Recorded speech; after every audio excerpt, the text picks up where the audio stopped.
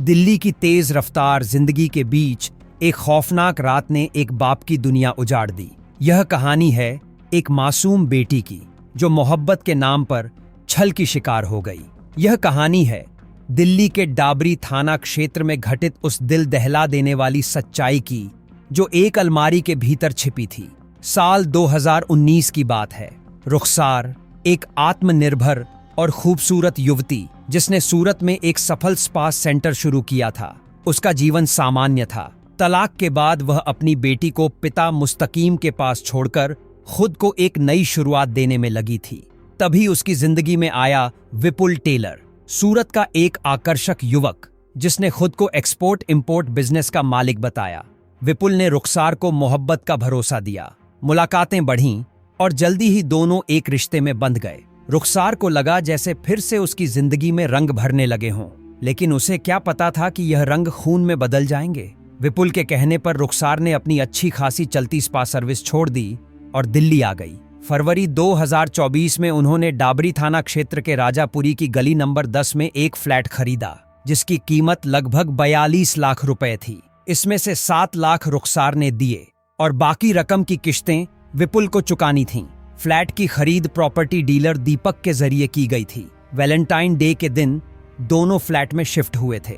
आसपास के लोग बताते हैं कि दोनों कम ही बाहर निकलते थे, न कि बराबर बातचीत करते और ज्यादातर वक्त फ्लैट के अंदर ही बिताते।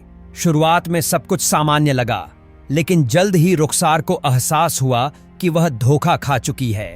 विपुल न तो फ्लैट की किश्तें भर रहा था, न ही काम कर रहा था।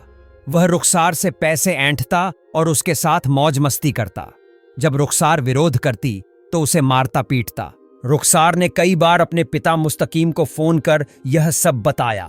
3 अप्रैल 2024 की दोपहर रुखसार ने अपने पिता को घबराई आवाज में फोन किया। उसने कहा, अब्बू, विपुल मुझे मारने की धमकी दे रहा है। मैं अब इसके साथ नहीं रहना चाहती। यह सुनकर मुस्तकीम बेचैन हो गए। उन्हें एहसास हो गया था कि इस बार कुछ गंभीर है। उन्होंने कुछ रिश्तेदारों को साथ लिया और रात करीब 10 बजे फ्लैट पर पहुंचे। फ्लैट अंदर से बंद था, लेकिन मुस्तकीम को पता था कि रुखसार एक चाबी खिड़की में छुपाकर रखती थी। उन्होंने वह चाबी निकाली और दरवाजा खोला। घर बुरी तरह बिखरा हुआ था। उन्होंने आवाज लगाई, लेकिन कोई जवाब नहीं आया। पूरा फ्लैट तलाशा, लेकिन रुखसार कहीं नहीं मिली। अंत में उन्होंने अलमारी खोली और उनके पैरों तले जमीन खिसक गई। अंदर रुखसार की लाश पड़ी थी। रुखसार की मारने के बाद विपुल फरार हो चुका था। आसपास के लोगों ने बताया कि 3 अप्रैल की रात करीब 9 बजे विपुल घबराया हुआ फ्लैट से निकला और अपनी कार लेकर तेजी से चला गया। पुलिस को सब कुछ समझ आ गया। हत्या का मुकदमा डाबरी थाने में दर्ज हुआ। डीसीपी अंकित सिंह ने मामले की गंभीरता को देखते हुए ऑपरेशन यूनिट और डाबरी थाने की संयुक्त टीम बनाई, जिसकी कमान एसीपी ईशान भारद्वाज को दी गई।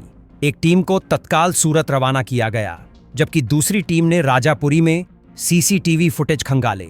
सीसीटीवी फुटेज में विपुल की कार भागते हुए दिखी, जो गुजरात में रजिस्टर्ड थी। इसके बाद एक टीम मुंबई एक्सप्रेसवे पर रवाना की गई। करीब 48 घंटे के पीछा अभियान के बाद भीलवाड़ा में पुलिस को एक अहम सुराग मिला। एक कार खंभे से टकराई थी, जिसमें विपुल घायल हुआ था। एम्बुलेंस ड्राइवर ने उसे अस्पताल ले जाना चाहा, लेकिन विपुल ने पैसे न होने की बात कहकर दूसरी एम्बुलेंस बुलाई और सूरत की ओर निकल गया। इंस्पेक्टर सुभाष चंद्र की टीम ने दूसरी एम्बुलेंस के ड्राइवर से लोकेशन ली और पीछा किया। अंततः 8 अप्रैल को उदयपुर के पास एम्बुलेंस को रोककर विपुल टेलर को गिरफ्तार कर लिया गया।